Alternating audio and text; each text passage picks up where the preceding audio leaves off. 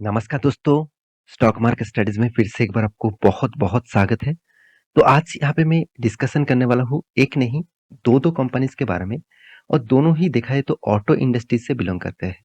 देखिए मैं पहले भी एक वीडियो बना के दिया ऑटो इंडस्ट्रीज़ के ऊपर, तो यहाँ पे फिर से एक वीडियो बना रहा हूँ क्योंकि ऑटो इंडस्ट्रीज़ में मतलब हर मंथ खत्म होने के बाद एक सेल्स का रिपोर्ट आते हैं। तो उस रिपोर्ट को मैं उस कंपनी के जितने सारे कॉम्पिटिटर हैं, उसके साथ मैं डिस्कशन करता हूँ।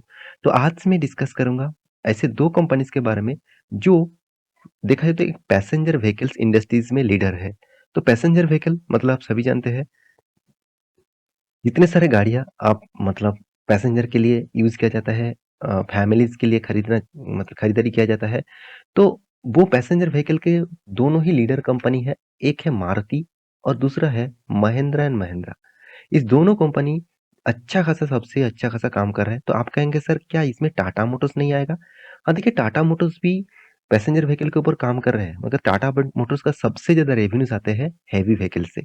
तो मैं इसीलिए टाटा मोटर्स को इसके साथ डिस्कस नहीं किया हूँ। हाँ, टाटा मोटर्स के साथ अशोक लेलैंड के ऊपर एक वीडियो मैं बना चुका हूँ। उस वीडियो को जाकर प्लेलिस्ट में दे सकते हैं। तो आज डिस्कस करूंगा महिंद्रा, महिंद्रा एंड मारुति के बारे में, जो दोनों ही मेरे फेवरेट कंपनी है। तो चलो मैं उसी के बारे में डिस्कस करूंगा, तो वीडियो को लास्ट तक देखना और अभी तक के चैनल को सब्सक्राइब नहीं किया तो जरूर कर लेना, टेलीग्राम को ज्वाइन नहीं किया तो जरूर कर लेना, आपको एक्स्ट्रा बेनिफिट वहां से ही मिलेगा। तो सबसे पहले मैं दोनों कंपनी के डिस्कस करूँ तो आप सभी जानते हैं जो मारुति है, मारुति सुजुकी, अ, तो वो इंडिया के सबसे ज़्यादा बेचने वाला गाड़ी कंपनियाँ हैं। अगर कोई भी पैसेंजर व्हीकल्स अगर सबसे ज़्यादा बेचते हैं, वो है मारुति सुजुकी।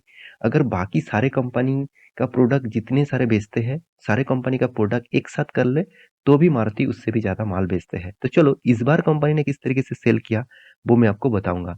तो वीडियो को मतलब इस वीडियो को लास्ट तक ज़रूर देखिएगा क्योंकि बहुत इम्पोर्टेंस है और आपके पोर्टफोलियो के लिए सबसे ज़्यादा इम्पोर्टेंस पॉइंट जो चीज़ मैं आपको हर मंथ खत्म होने के बाद दिखाता हूँ, वो ही है। क्योंकि देखिए, आपके पास अगर डेटा नहीं रहेगा, तो आपका मतलब इन्वेस्टमेंट जो है, वो खत्म होता जाएगा।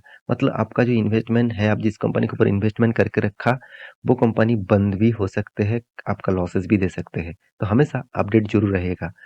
तो यहाँ पे देखिए सबसे पहले मैं जिस कंपनी के बारे में डिस्कस करूँगा वो है महिंद्रा एंड महिंद्रा। तो महिंद्रा एंड महिंद्रा का जो डिटेल्स है, आप देखेंगे तो पैसेंजर व्हीकल्स का जो डिटेल्स है, तो देखिए महिंद्रा महिंद्रा पैसेंजर व्हीकल्स भी बनाते हैं, थ्री व्हीलर्स भी बनाते हैं। तो देखिए यूटिलिटी व्हीकल्स जो होते हैं कंपनी का, तो वो देखा जाए तो 30,233 यूनिट बेचे हैं इस बार। पिछले बार कितना 19,384 था। कुल मिलाकर 56% यहाँ पे जंप देखने को मिला कंपनी का सेल्स में। बहुत अच्छी बात है, कंपनी ने अच्छी तरीके से यहाँ पे सेल्स को मेंटेन किया। मैं पिछले 2 मंथ का भी रिजल्ट आपको दिखाया हूँ। एक्चुअली में मतलब इस ईयर का जनवरी मंथ से मैं हर मंथ का सेल्स रिपोर्ट आपको दिखाता आया हूँ। अगर प्रीवियस डेटा आपको देखना है तो वीडियो जाकर देख सकते हैं। वहाँ पे भी सेल्स का ग्रोथ देखने को मिला था। महिंद्रा महिंद्रा में यहाँ पे भी ग्रोथ देखने को मिला। तो ईयर ऑफ ईयर बेसिस 75% का जंप देखने को मिला और कार और वैन्स जो है उसमें भी अच्छा खासा यहाँ पे ग्रोथ हुआ 108% का। पिछली बार 74 यूनिट बेचा गया था, इस बार 100 मतलब 154 यूनिट बेचा गया। तो कुल मिलाकर जो पैसेंजर व्हीकल्स है 50% 56% का तेजी देखने को मिला। पिछले सालों में था 19,458 और इस बार हुआ 13,392। तो आप मतलब ये गलती मत करना कि आप सोच रहे हैं कि ये अमाउंट है, ऐसे बिल्कुल नहीं। यहाँ पे क्वांटिटी है, मतलब इतने क्वांटिटी सेल किया गया है। तो ईयर ऑफ ईयर बेसिस देखा है तो 74% का जंप देखने को मिला। 1,30,000 था, 2,30,000 बन चुके हैं। तो कितना शानदार ग्रोथ हुआ आप देख सकते हैं। अभी कंपनी के कैटेगरी वाइज आपको मैं बता दूं तो कंपनी यहाँ पे भी देखिए एक पॉइंट्स भी आपको मतलब नेगेटिव में देखने को नहीं मिला, क्योंकि कंपनी टू व्हीलर्स से नहीं कमर्शियल व्हीकल के साथ साथ थ्री व्हीलर्स भी बेचते हैं। तो कंपनी का थ्री व्हीलर्स का जो सेल्स है वो बहुत बढ़ चुके हैं, क्योंकि आप सभी जानते हैं महिंद्रा देखा जाए तो ट्रैक्टर्स भी बेचते हैं, साथ ही साथ महिंद्रा देखा जाए तो ऑटोज भी बेचते हैं। तो उसी को कंपनी का थ्री व्हीलर बोला जाता है। तो इस मामले में कंपनी का जो ग्रोथ हुआ ईयर ऑफ ईयर बेसिस 112% के आसपास और मंथ ऑफ मंथ बेसिस 103 के आसपास। तो अच्छा खासा यहाँ पे जंप देखने को मिला।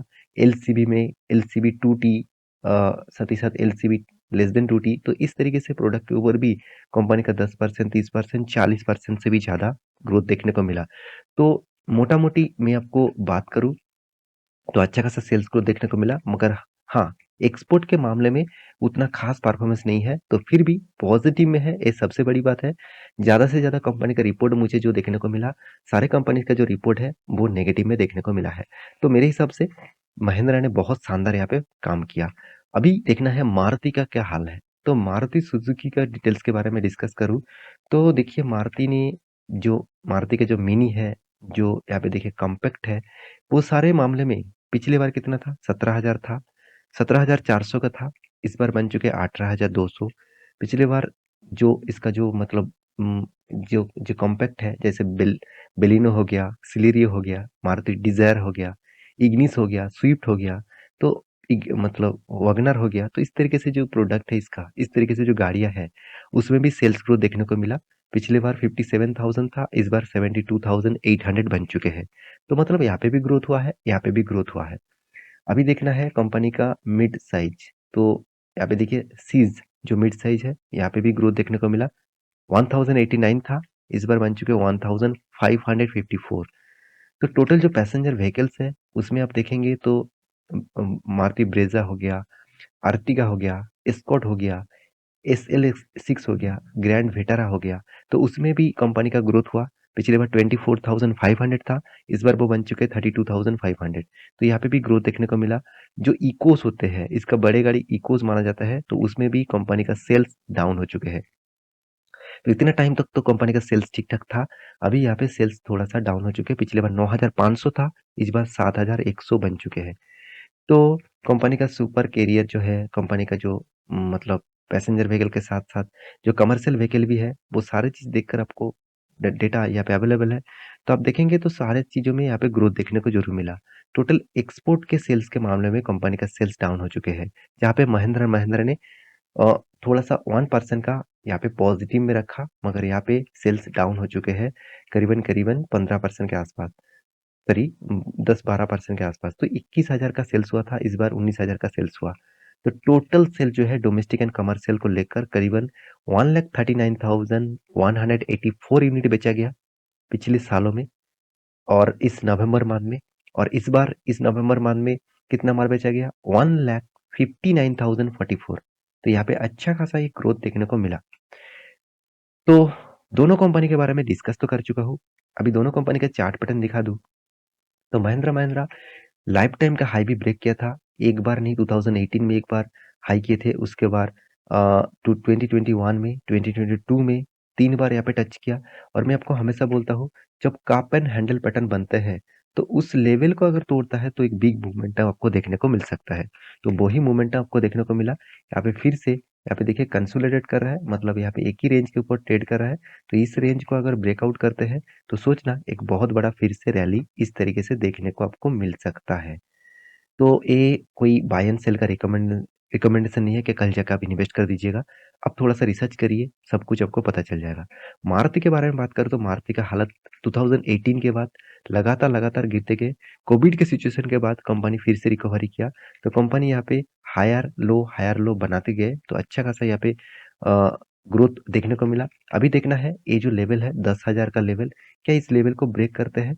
अगर इस लेवल को ब्रेक करे, तो डायरेक्ट आप एंट्री मत ले लेना, क्योंकि जब लॉन्ग जर्नी होता है, तब ब्रेकआउट करने के बाद थोड़ा-सा रिट्रेसमेंट देखने को मिलता है। अगर रिट्रेसमेंट करके फिर से रीबैक करता है, तो सोचना बाइंग कन्फर्मेशन ज़्यादा होता है। तो ये था दोनों कंपनी का डिटेल्स। कोई भी कंपनी का बाय एंड सेल का रिकमेंडेशन यहाँ पे मैं नहीं कर रहा हूँ। आपको मैं एजुकेशन पर्पस में सारे डिटेल्स दिखा चुका हूँ। आपका पोर्टफोलियो में इस दोनों कंपनी का शेयर है, तो मुझे कमेंट ज़रूर करिएगा, और मेरे वीडियो अच्छा लगता है तो प्लीज़ चैनल को सब्सक्राइब करिएगा और एक लाइक ज़रूर कर दीजिएगा।